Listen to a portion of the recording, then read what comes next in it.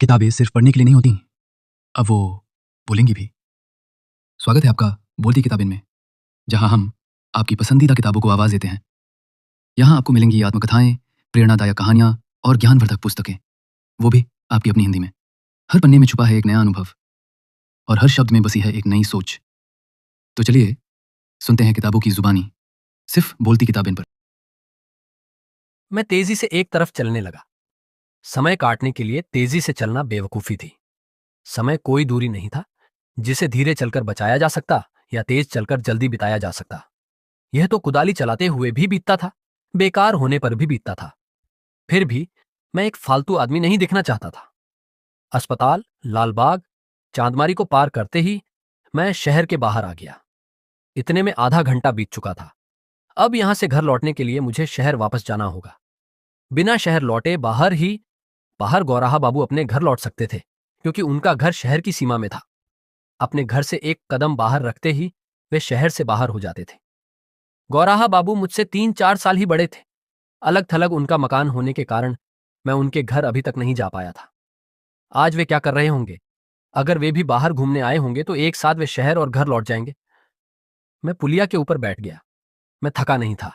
कुछ देर तक पुलिया पर बैठना अनंत काल में से कुछ मिनट बिताना ही था। इससे ज्यादा देर बैठना खुद को बिल्कुल फालतू साबित करना था। सब फालतू है, इसका एहसास 24 घंटे मेरे पास हवा की तरह रहता था, जिसमें सांस लेकर मैं बाकायदा जिंदा था। मैं तेजी से लौट पड़ा। इस सड़क से आते जाते मोती तालाब जरूर दिखेगा। मोती तालाब वहीं रहेगा, पर कभी बाएं हाथ की तरफ होगा, कभी दाएं हाथ की तरफ। उसका पाट इतना ऊंचा था कि सड़क से उसका पानी नहीं दिखता था। पानी देखने के लिए पाट पर चढ़ना पड़ता था। तालाब के पानी को देखने के बाद तालाब की मछलियां जरूर दिखें, यह आवश्यक नहीं था, पर तालाब में बहुत सी मछलियां हैं, यह मैं जानता था, और ठेकेदार भी। आंखों से जो कुछ देखा जाता है उसके साथ साथ दुनिया का काम अनुभव से चलता है। अनुभव से ज्यादा अंदाज से, जिसमें गलतियां ही गलतियां वो होती हैं। अंदाज से नहीं, होशियारी और चालाकी से भी दुनिया चलती है, जिसमें गलतियों की भावना कम होती है। इसमें खुद का नुकसान कम, दूसरों का नुकसान अधिक होता है। हम लोगों की सारी तकलीफ उन लोगों की होशियारी और चालाकी के कारण थी जो बहुत मजे में थे और जिनसे हमारा परिचय नहीं था। इन सबके बीच जिंदगी का मकसद ढूंढना मुश्किल काम नहीं था। बुजुर्गों और बूढ़े आदमियों की कमी नहीं थी।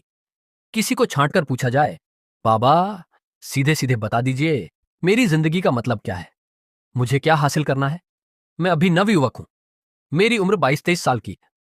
अभी बता दीजिए, इसके बाद मैं आपसे कुछ नहीं पूछूंगा। मैं सब कर लूंगा। मुझ में बहुत उत्साह है। बार बार आपको